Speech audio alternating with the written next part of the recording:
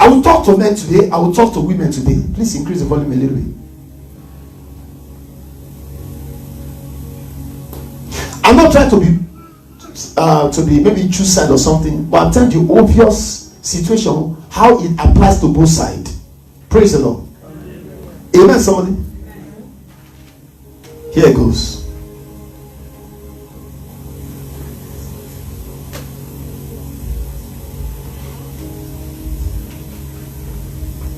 For the single and for the married, for the young ones that are coming.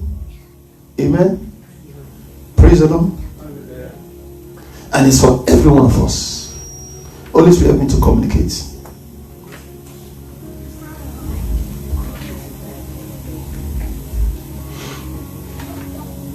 This morning the Lord gave me 6 to 7 men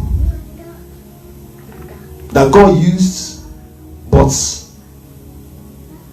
some of them were destroyed, some of them were almost destroyed. But these things I just discussed. First person was Adam. What destroyed Adam was his what? Was his wife. Am I lying? Am I lying? No. It wasn't Satan. The woman was the one that is always talking. She was the decision maker in the garden.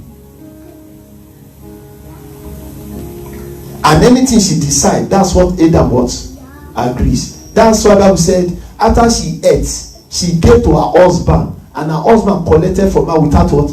Asking questions. Now I'm talking to both sides now. Ask question so that you can understand. Husband, ask question. Wives, what? Ask question. To ask question means you want to know more. Am I making sense? You want to know the reason why things are happening, or the reason why some things should be done, or the reason why some things should not be what? Am I making sense? So Adam didn't ask questions, and the garden God gave him, what happened? He lost it. So at the tail end, both himself and the wife, what happened? They lost it, and they suffered it seriously. You know the difference of being under a shade in the comfort of a house and being in the dry wilderness under a sun, which is about 100 degrees. No shelter. That's what your case. Let me show you another example. Abraham. God has already promised him what's going to happen. You're going to have a son, and the son is coming and everything, and instead of him to allow time to process it, hello somebody, I'm talking about anointed but in what? In chains. Instead of Abraham to allow time to process it, his wife came and made a suggestion. Mark what I'm saying now. The wife made a suggestion.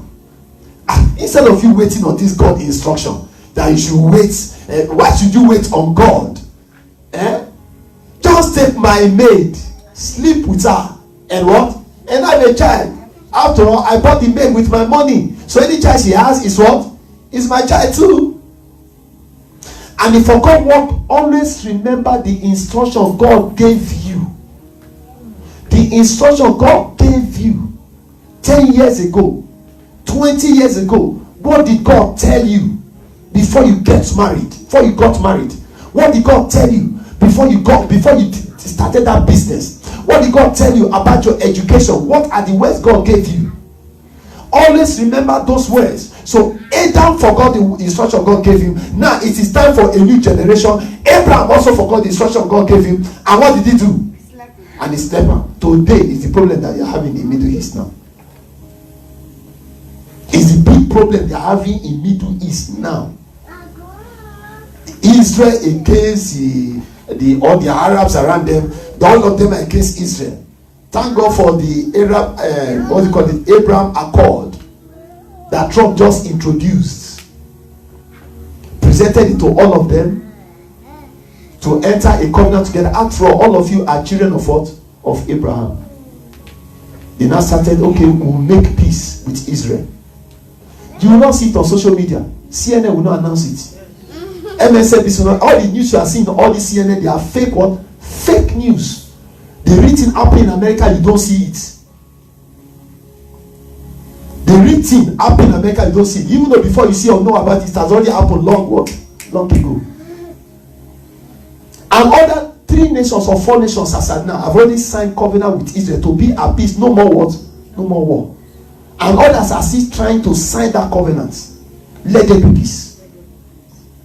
Why was there trouble in the first place? Because somebody made a mistake many years ago through the suggestion of what? Of the wife. And he forgot the instruction God gave him. Number 3, Joseph. Anointed. God has a plan for him. But Potiphar's wife, looking at the young man, handsome, well structured. I need to have a taste of this man. Now food.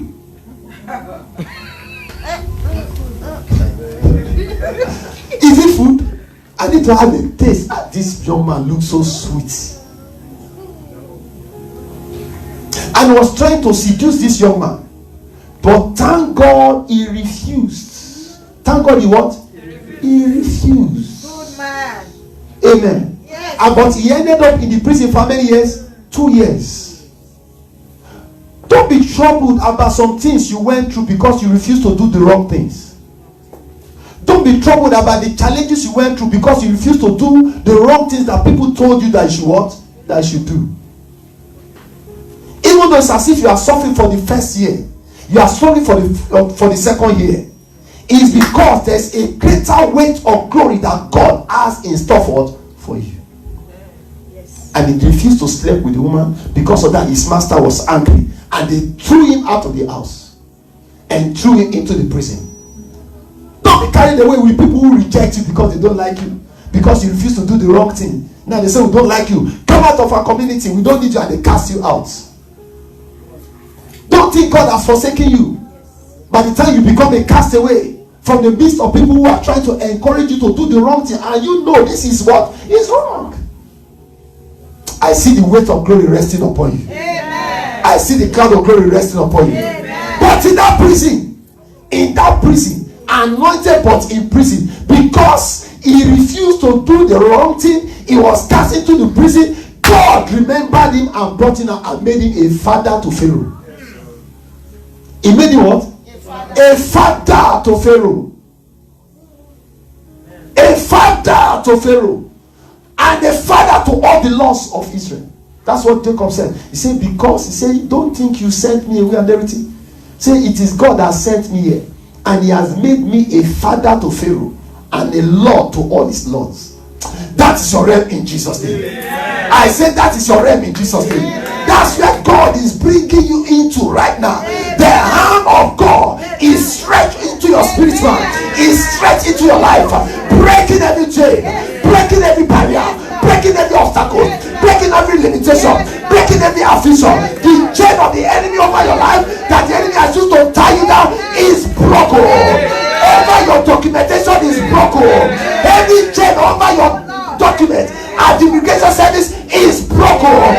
Every chain of the enemy over your certificate exam, your licenses exam, board exam is broken. Every chain over your fruitfulness of the womb is broken. Every chain over your children is broken. Every chain over your job is broken. Is broken in the name of Jesus Christ. Praise the Lord. Amen. Samson, the same thing.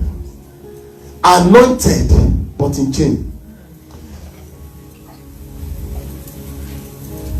It was a woman that made him lose the anointing. He forgot the instruction that God gave what? That God gave him. The secret of your hair. Don't tell anybody. There's some secret God has given to you. And he doesn't want to tell you. Tell anybody. Maybe you are doing business and God has given the business strategy. And he went, and the same people he's not supposed to mix with, and he was lusting after a prostitute, Delilah. Not only that, he's not supposed to drink wine. He's supposed to be a what? A Nazarene. But when he meets the woman, he will be drinking what? Wine. And the woman also not only gave her wine, mixed it with a special portion, and he slept off in the lap of Delilah.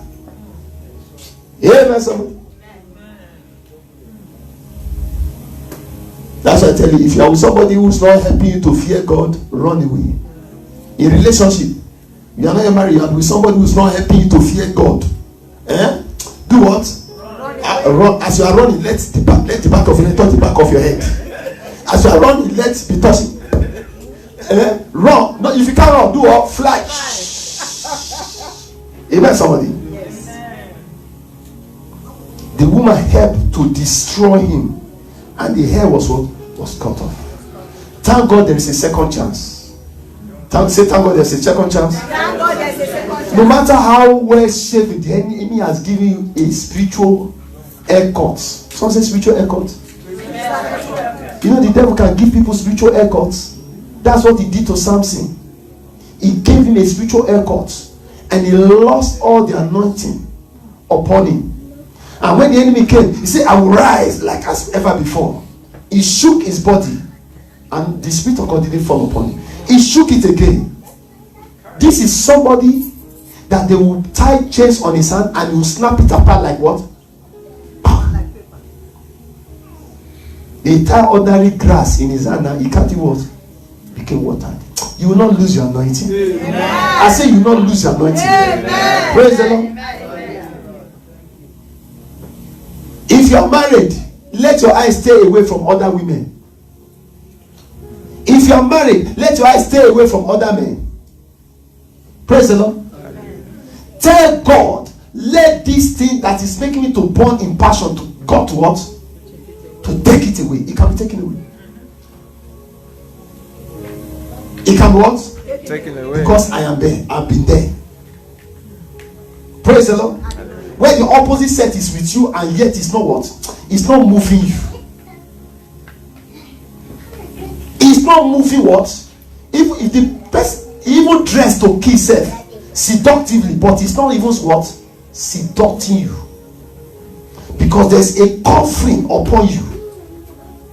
The wall of anointing around you is so thick that the thing is not able to what? To penetrate. Even the spirit of the anointing that's upon you is even repelling it. The anointing itself is even preserving you, so that you will not what? You will not fall. The anointing of the glory of the Lord is even the one guarding you heavily. Praise the Lord. You know, what you have not experienced, you can't explain. What you don't experience, you can't teach. Peter said, out of the abundance that I have, I give unto you. Silver and gold I have not, say, but is that what he told him? Yeah. Praise the Lord. David, the same thing. He would have lost the kingdom if not for the grace of God. He had to kill the man, one of his best servants, in order to marry the wife, just to cover up that error that he committed.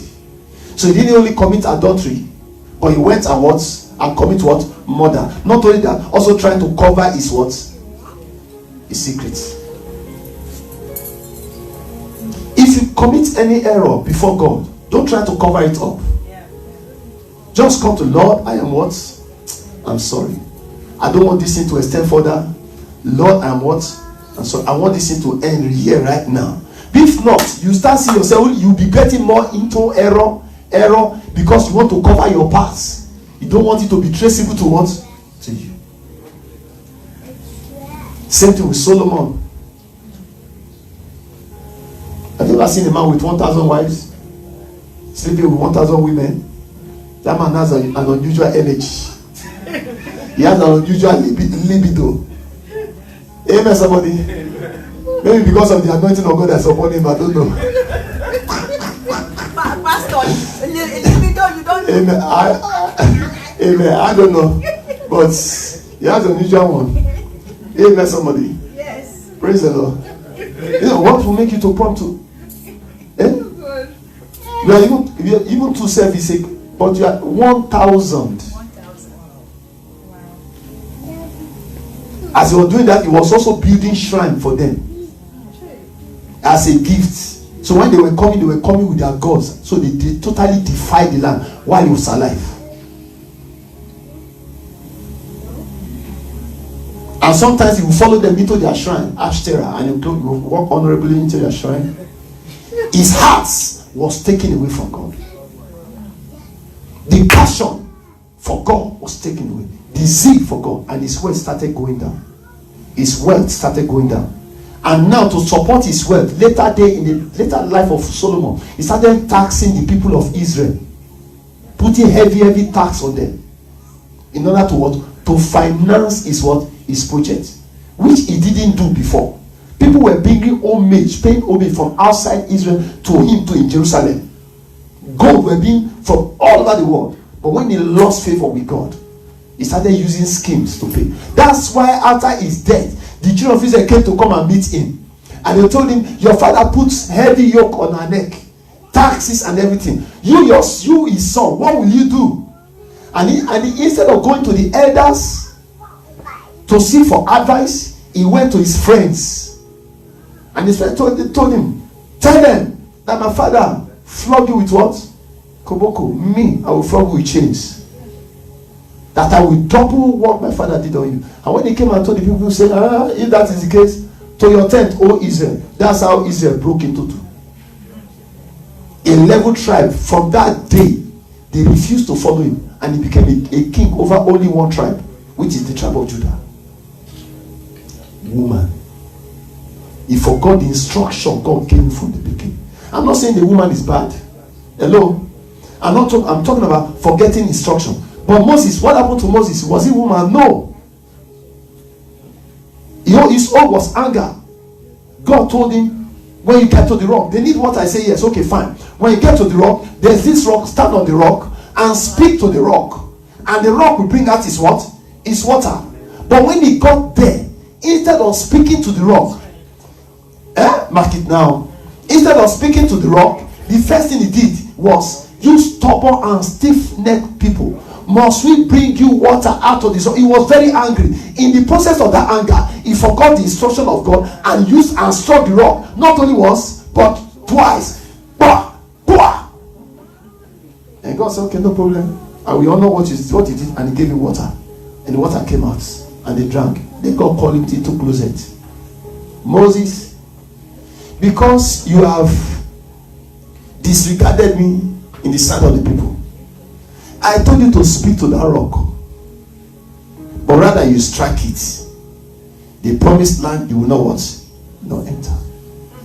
That's how he missed the promised land. You will not miss your promised land in Jesus' name. Even me myself that is speaking, I will not miss my promised land in Jesus' name. That's why you must deal with anger. Anger can make you forget this. The first thing, calm yourself down and withdraw yourself. Talk with the Holy Spirit.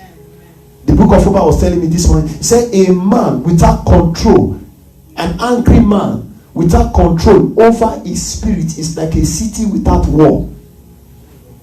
An angry man without control over his spirit is like a city without wall.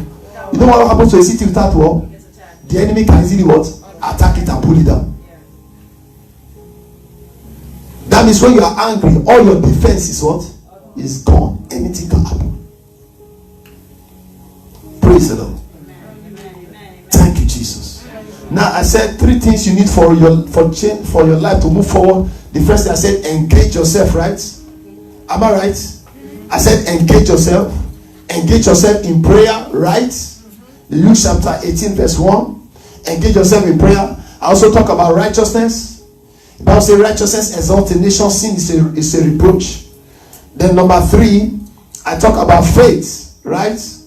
That through faith you receive the delivery of what you expect from God. Galatians chapter 3 verse 14.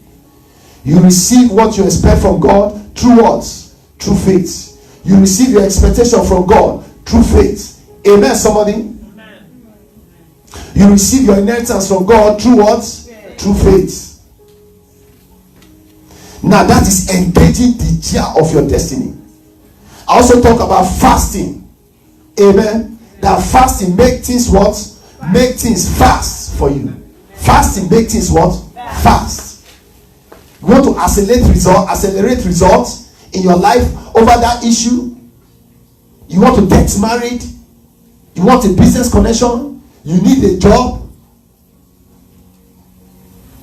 Separate yourself to fasting. You want speedy healing. Separate yourself to fasting.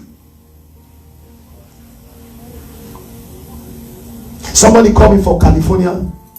One of my wife friends and the rest was telling me some things, and I told him, I say, hey bro, you just need to go. You need to go take some 3 days off and fast. Immediately, I told him the next day he was on his way to the mountain. That's somebody who's ready for next level. And he called me, say, praise, I'm already what? On the mountain right now.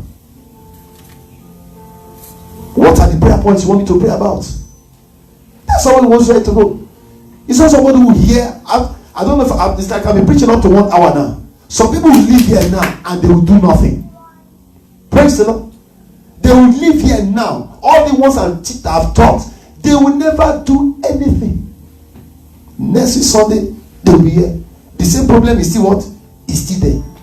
Someone say, God forbid. Praise the Lord. Thank you, Jesus. Number 2, accelerates. After engaging, under your engaging, I explain some things. Then after that engages, number 1. Then number 2, accelerates. To accelerate means increase your effort in whatever you are doing. If you require to increase your fasting, increase your fasting. Require for you to increase your faith, increase your faith. How can your faith grow? By hearing the word. And we call it the word of faith. Faith cometh by hearing the word of God. That's why the house of God must be your paramount place, your place of joy. Not your house. You want to increase your faith. You want to hear more word that will inspire you and provoke you. So accelerate. Increase your level of righteousness. If you are righteous now, there are some area of where you are rising and falling. Take it to God. Ask God to take it away. Tell God, I want to be holy. That is acceleration. Increase your prayer life. That from today, I want to make sure I pray 1 hour or I pray minimum 2 hours every night over this issue. Write all the prayer outline. Write all the prayer points down. Write all the things you want God to do. Then number 4, direction. Amen. Do you know if you engage your gear and you accelerate and you don't give direction to your car, it will crash land? Am I making sense? Yes, you must hold the steering. Direction. Follow the signs. Follow the what? The signs. You need divine instruction. Direction. You need an instruction manual. Sometimes we take city map to travel around the city. Now we no longer have city map, we have Google map, right? The word of God gives you direction. It tells you what to do and what not to do. That's why you must be. Your first book should be the word of God. Read and study for the word of God, because the word of God is your inheritance. That's what it said in the book of Acts chapter 20. Is it not Acts chapter 20? Yes. The book of Acts chapter 20. And it said, verse 32. It says, so now, brethren, I commend you unto God and unto the word of his grace, which is able to build you up and grant you your inheritance among those who are sanctified by faith. I commend you to God and unto the word of his grace. That means the grace of God is released through his word, which is able to build you up and grant you your inheritance. So your inheritance is in the word of God. Praise the Lord. As you follow it, you are getting direction. Oh, this way is not the right way. This is what is the right way to do it. Praise the Lord. Rise up this morning.